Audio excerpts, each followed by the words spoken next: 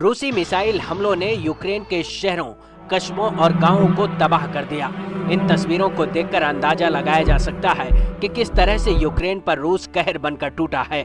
जिन शहरों में रौनक हुआ करती थी, उन शहरों की तस्वीरें डराने वाली हैं। शहर के शहर और गांव के गांव पूरी तरह से तहस नहस हो गए। यूक्रेन की राजधानी कीव से बस कुछ दूरी पर रूसी सैन्य बल जमा है और वहां से शहर के ऊपर कई हवाई हमले किए गए। ये तस्वीरें बीते शनिवार की हैं, जहां एक अपार्टमेंट के ब्लॉक पर रूस ने मिसाइल दागी थी और देखते ही देखते बिल्डिंग बुरी तरह से ध्वस्त हो गई। लेकिन इस बीच यूक्रेन की मदद ब्रिटिश सरकार ने की है, जिसको लेकर रूस के विदेश मंत्रालय ने नाराजगी जाहिर की है। रूसी विदेश मंत्रालय के प्रवक्ता मारिया ज़खारोवा ने कहा कि कीव को की गई ब्रिटेन की मदद को रूस नहीं भूलेगा।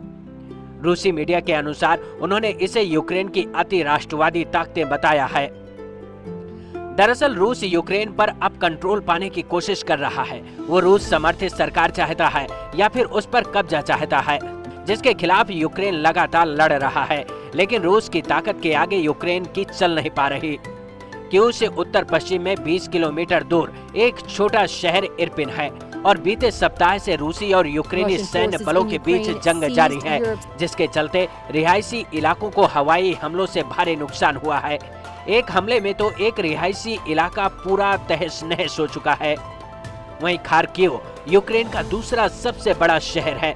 बीते कई दिनों से रूसी सेना ने यहां पर कई हवाई हमले किए और शहर का केंद्रीय इलाका बुरी तरह से प्रभावित हुआ है।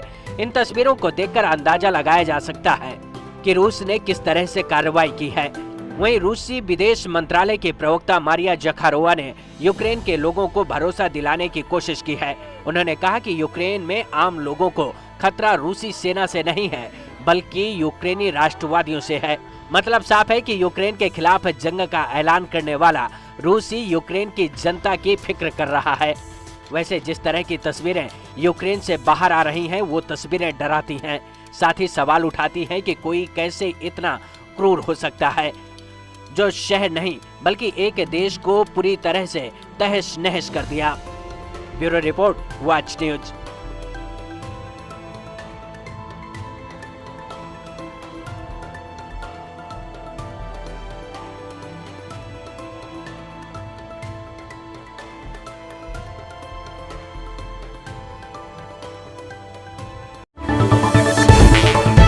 Subscribe to our YouTube channel and press the bell icon to get the latest update.